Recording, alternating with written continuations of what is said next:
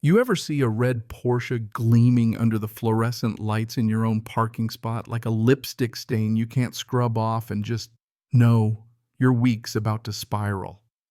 Yeah, welcome to my life. Name's Kyle Traz, and before you wonder if this is some kind of sitcom, let me promise you what I went through with my HOA president makes sitcoms look like Sunday school. Anyway, shout out, tell me where you're tuning in from. This one's gonna hit a nerve. So here's how the nightmare began. Spot 27 deeded paid for right by the elevator.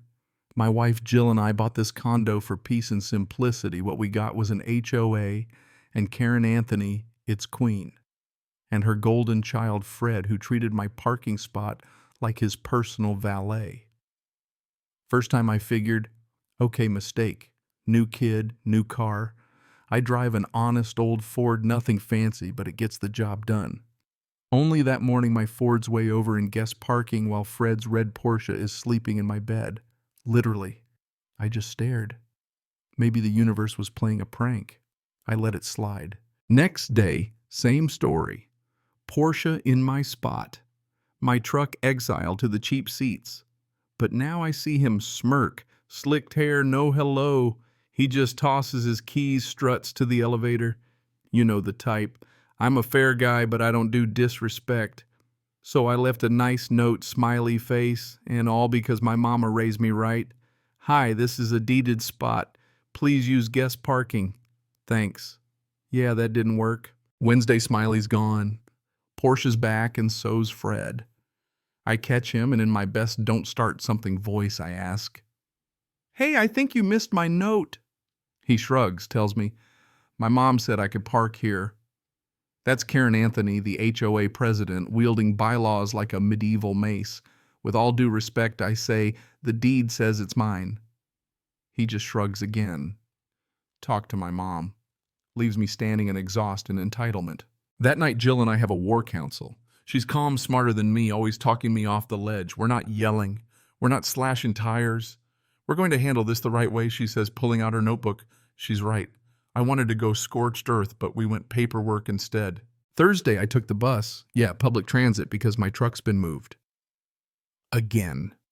They're using my valet key hidden up under the wheel well. That's breaking and entering, by the way. Now it's personal.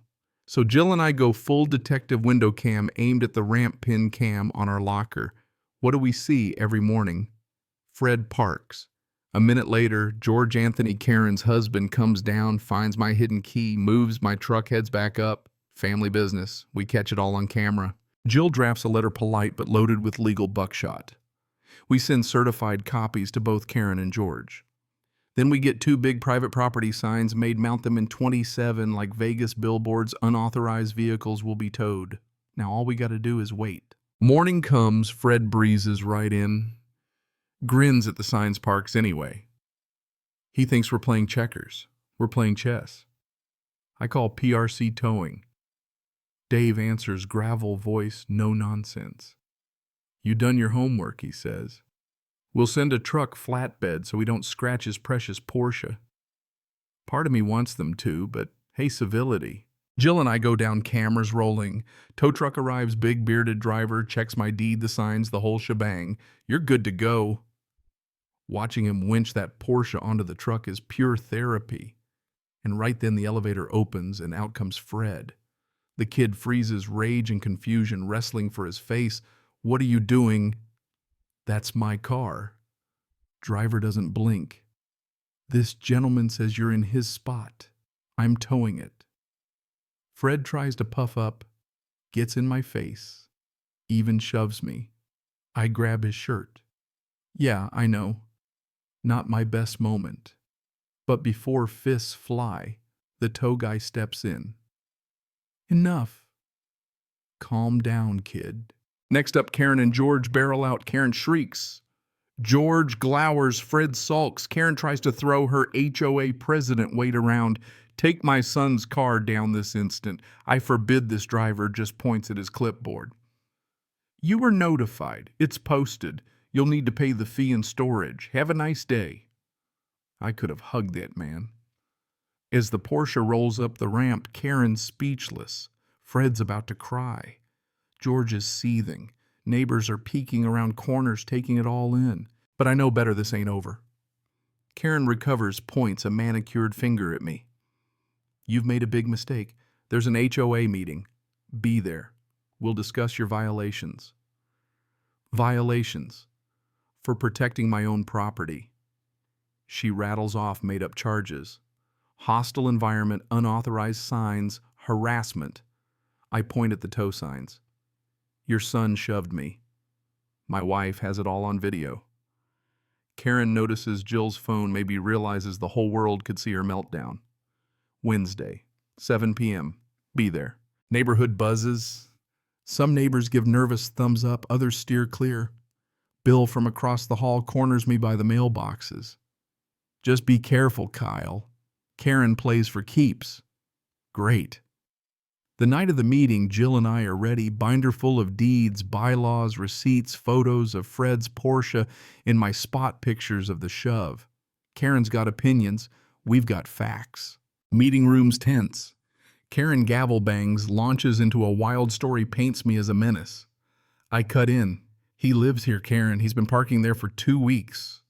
She tries to nail me on a sign technicality, but Jill reads straight from the bylaws. Tow signs are required in deeded spots. The room murmurs. Karen's face turns beet red. That's your interpretation, she sputters. It's what the words say, I reply. Bill passes the binder around. Everyone sees the proof deed, bylaw receipts, shove. And then twist! Karen explodes, voice trembling. This isn't about a parking spot. This is about what you did to my George. The room goes dead silent.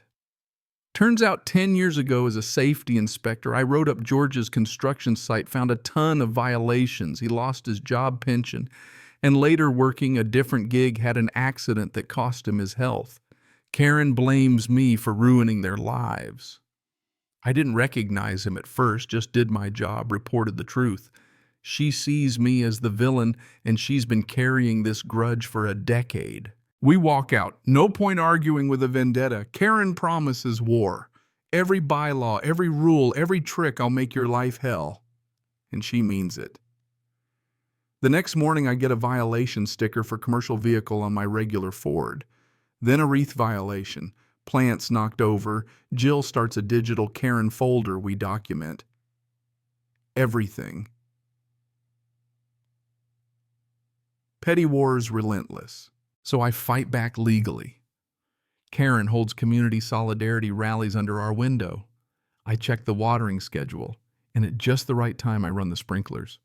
Soaked her whole crew. Jill calls it terrible. Felt great, honestly. Next, I fire up my gas leaf blower 801 sharp right by their bedroom. 30 minutes of noise. Legal, loud, oddly satisfying. But it wears on you. The real fight's about the Porsche. Fees at the impound lot stack up. Karen refuses to pay. Finally, I call the tow yard. After 30 days, they file a lien schedule, a public auction. I get an idea. What if we buy it? Jill thinks I'm crazy, but the principle's just too delicious. Auction day comes. Karen's got a proxy bidding. Bidding's fierce, up to $60,000. Then I jump in 60 or 50. Her proxy's out. The Porsche is mine. Karen's face at that moment, pure shock. You couldn't just let it go, she hisses. You had to humiliate us. You had every chance to prevent this, I tell her. Principles are expensive. Fred asks, what are you going to do, park it just to rub it in? Truth is, I could, but that's not what this is about. No, Fred, this was never about the car. It was about respect, about the rules. We drive the Porsche home, not into my spot, but into visitor parking. The next day, I donate its guts to the local vocational school and send the shell to the scrap yard. Jill's filming when the crusher turns that Porsche into a cube. Karen arrives screaming, devastated. You killed his car, she wails. I just say, no, Karen. Choices did. And with that, the war's over. The silence that follows is almost holy. Month later, Karen's family moves out. The HOA elects Bill president. The wreaths return. No more violation stickers. My truck sits in 27 every night just like it should. But the lesson lingers. How far is too far? I followed the rules, I won, but it changed me.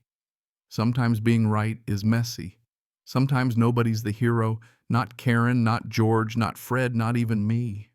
I was just stubborn enough to finish it. So now I gotta ask, if it was you, how far would you have gone? Where's the line between justice and revenge?